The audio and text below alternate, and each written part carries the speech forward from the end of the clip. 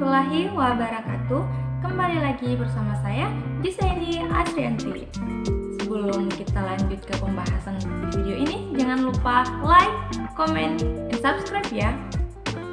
Jadi pada video ini kita akan membahas beberapa soal yang dibahas dalam mata kuliah AIK, yaitu Al-Islam Kemuhammadiyaan. Di sini terdapat 7 soal, yaitu baik, langsung saja kita masuk ke pembahasan yang pertama, di mana soalnya adalah jelaskan yang Anda pahami tentang Islam sebagai way of life dan jelaskan perbedaannya dengan agama yang lain. Nah, sependek pengetahuan saya tentang Islam sebagai way of life. Islam sebagai way of life adalah sebagai pedoman hidup manusia, sebagai penentram batin manusia, di mana Islam ini memberikan petunjuk, arahan-arahan, dan aturan-aturan atau syariat kepada manusia dalam seluruh aspek kehidupan,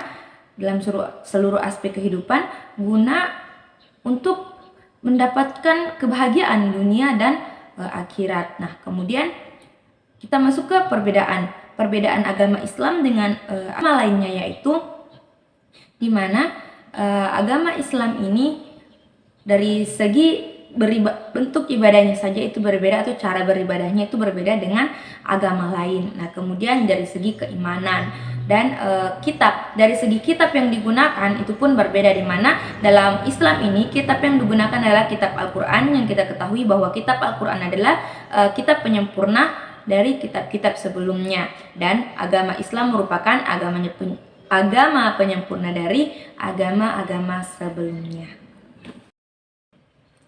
Nah, untuk soal yang kedua, di mana soalnya adalah dalam ajaran Islam ada 4 sumber hukum yang disepakati oleh para ulama: Al-Quran, Sunnah atau hadis, ijma, dan qiyas.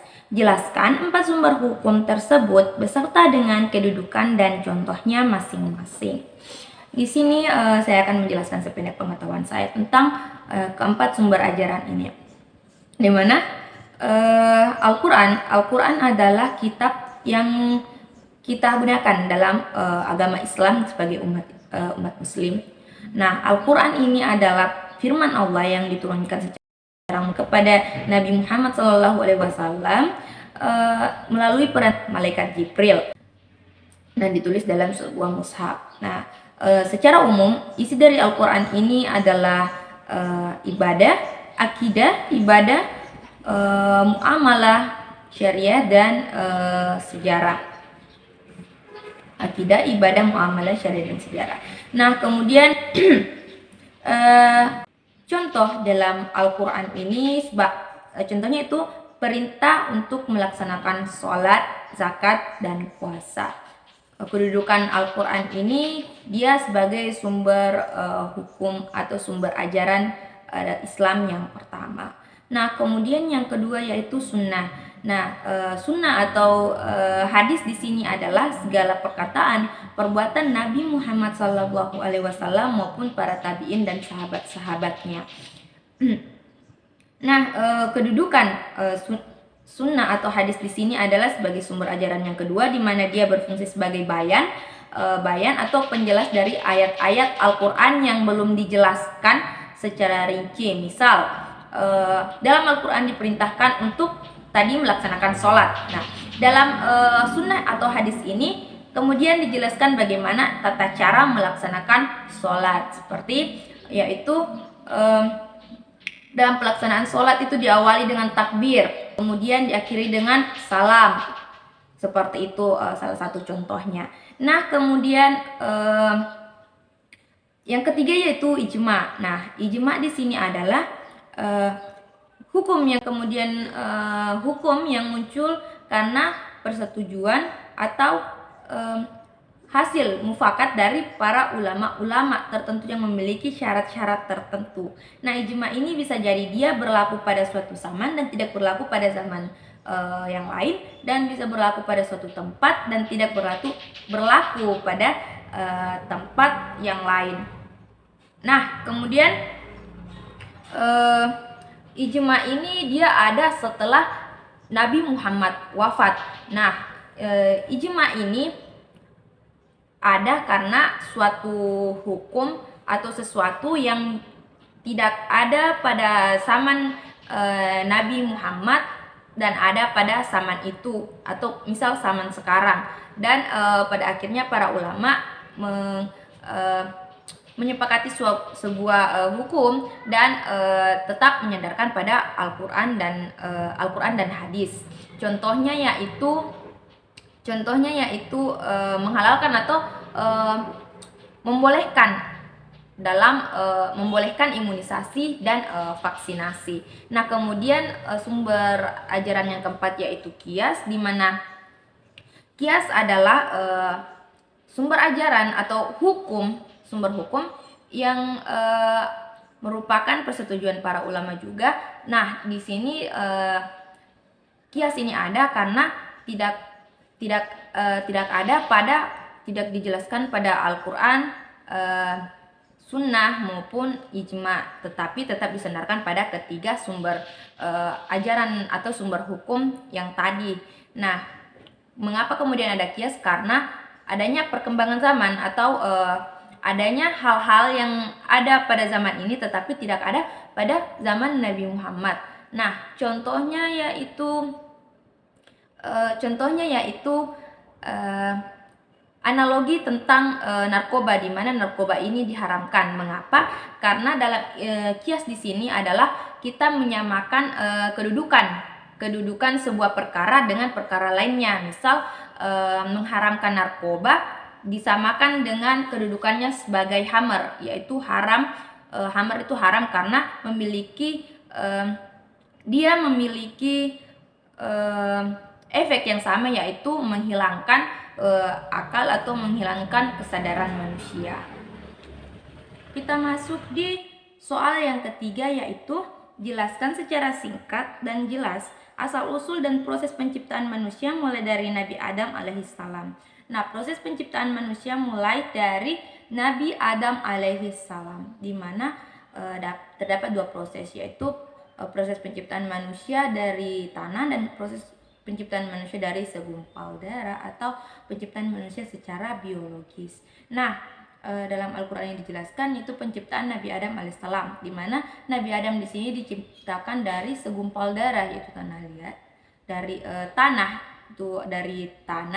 itu tanah liat, yang kemudian Allah Subhanahu wa taala meniupkan roh dan atau memberikan nyawa kepadanya. Nah, kemudian setelah proses penciptaan Nabi Adam ini, Allah menciptakan keturunannya, di mana penciptaannya yaitu secara biologis, di mana dalam Al-Qur'an disebutkan bahwa manusia diciptakan dari air mani atau dari air haram, itu air mani, yang kemudian dijadikan segumpal darah, dan segumpal darah ini dibentuk tulang belulang, dan tulang belulang ini dilapisi atau dibungkus dengan daging.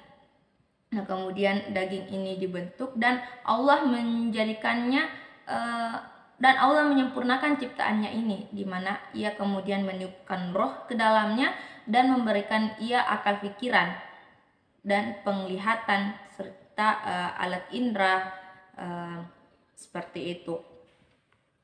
Oke, baik, kita masuk ke pertanyaan yang keempat, yaitu dalam Al-Qur'an ada 5 konsep manusia, sebutkan dan jelaskan. Nah, ada 5 konsep manusia. Yang pertama yaitu manusia al-bashar, di mana manusia sebagai al-bashar di sini adalah penciptaan manusia sebagai makhluk biologis, di mana dia berkembang biak, terus berkembang, membutuhkan makan dan minum. Nah, kemudian yang kedua yaitu penciptaan manusia sebagai al-insan. Al-insan di sini adalah penciptaan manusia sebagai makhluk yang sempurna atau makhluk yang diberikan nafsu oleh Allah, yang diberikan nafsu, diberikan penglihatan, diberikan akal pikiran. Nah, akal pikiran untuk membedakan yang baik dan yang buruk. Kemudian yang ketiga yaitu manusia sebagai anas, di mana manusia sebagai anas di sini adalah manusia sebagai makhluk sosial atau makhluk yang berkelompok, di mana manusia sebagai makhluk sosial di sini adalah makhluk yang tidak bisa berdiri sendiri atau tidak bisa hidup sendiri, di mana ia membutuhkan orang lain dalam hidupnya. Nah, kemudian yang keempat yaitu manusia sebagai al-ins atau makhluk yang nampak atau dapat dilihat. Nah, kemudian manusia sebagai Bani Adam atau keturunan Nabi Adam alaihissalam. Kemudian kita masuk di soal yang kelima, yaitu dalam Quran surah Al-Mu'minun dijelaskan beberapa karakteristik dari orang beriman yang akan meraih keberuntungan.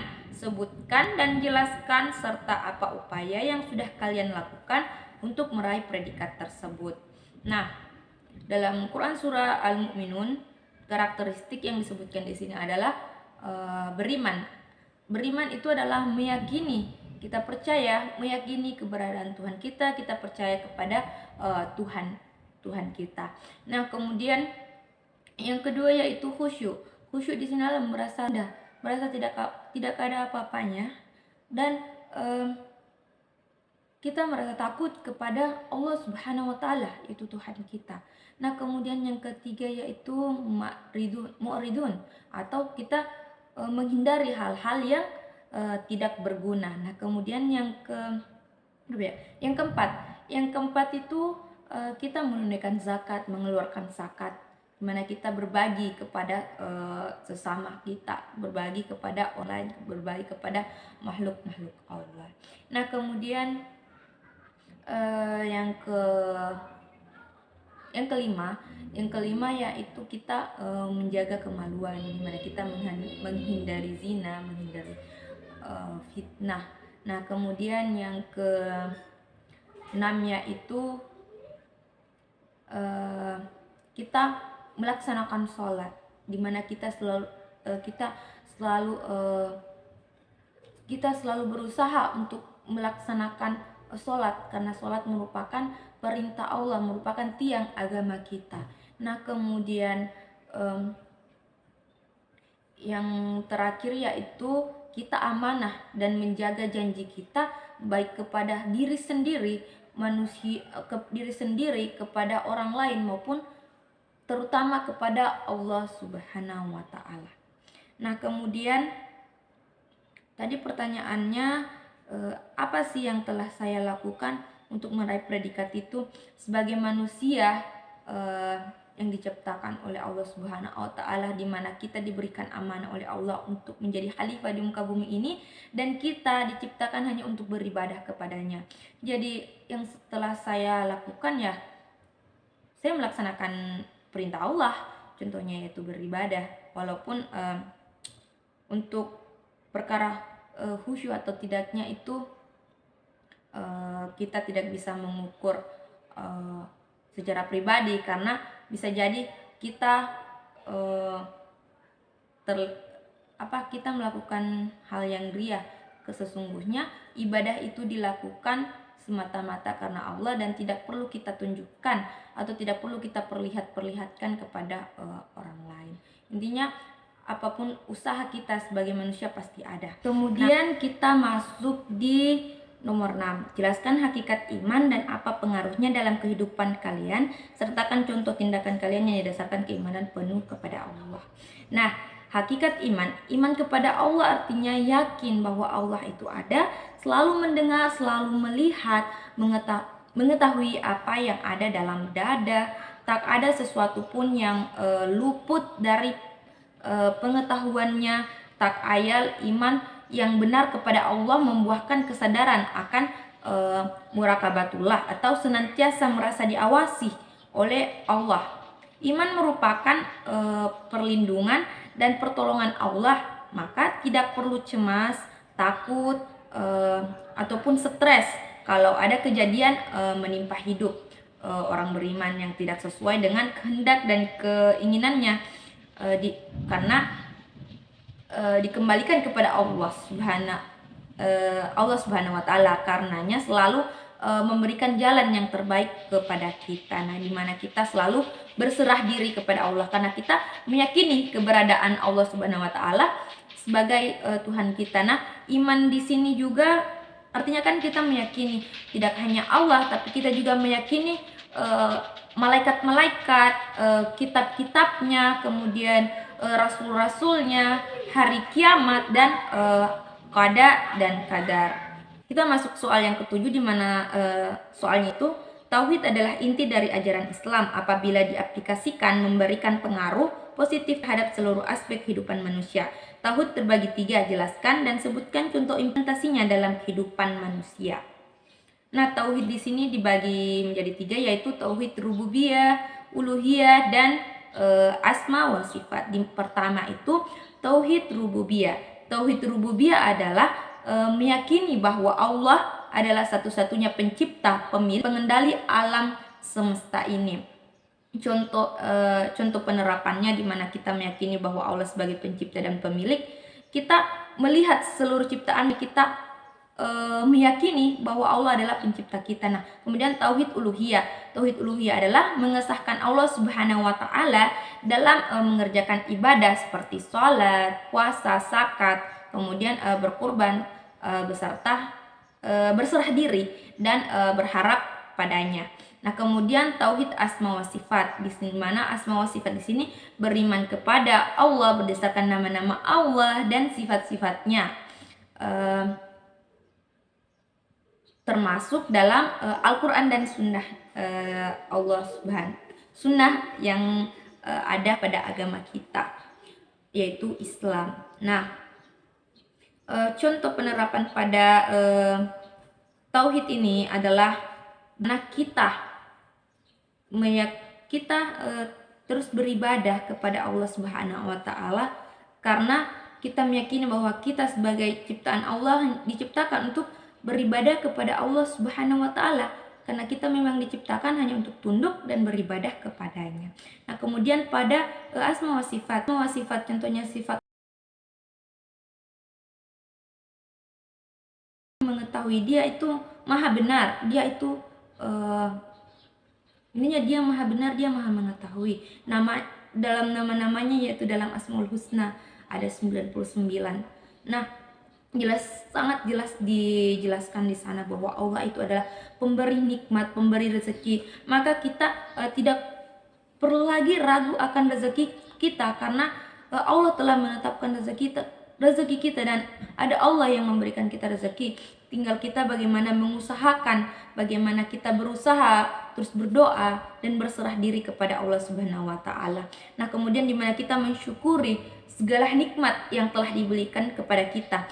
Mulai dari hembusan nafas yang diberikan, merupakan nikmat yang diberikan oleh Allah, denyut nadi, aliran darah, dan di mana kita mampu melihat ciptaannya, mampu melihat alam semesta ini yang begitu Masya Allah, dan di mana kita bisa mensyukuri atas segala apa yang telah diberikan oleh Allah Subhanahu wa taala. Baik, kita telah membahas 7 soal atau 7 pertanyaan yang dibahas dalam AIK atau Al-Islam Kemuhammadiyaan, dalam mata kuliah Al-Islam Kemuhammadiyaan. Nah, video ini saya buat untuk memberikan pengetahuan kepada kita, untuk menambah pengetahuan dan untuk memenuhi tugas ujian tengah semester mata kuliah AIK 1, dosen pengampu Ibu Mukrimah. Nah, semoga video ini bisa bermanfaat kepada teman-teman dan bagi saya sendiri, dan mohon maaf apabila ada kekurangan. Tentu banyak kekurangan, karena kita adalah seorang manusia yang tidak luput dari salah, dan semua yang saya sampaikan itu adalah sependek pengetahuan saya. Jadi maaf apabila ada hal-hal yang salah, dan apabila ada yang salah harap diperbaiki, dan apabila ada saran dan komentar yang membangun, silahkan tulis di kolom komentar. Mungkin sekian dari video ini. Billahi fisabilil haq, fastabiqul khairat. Wassalamualaikum warahmatullahi wabarakatuh.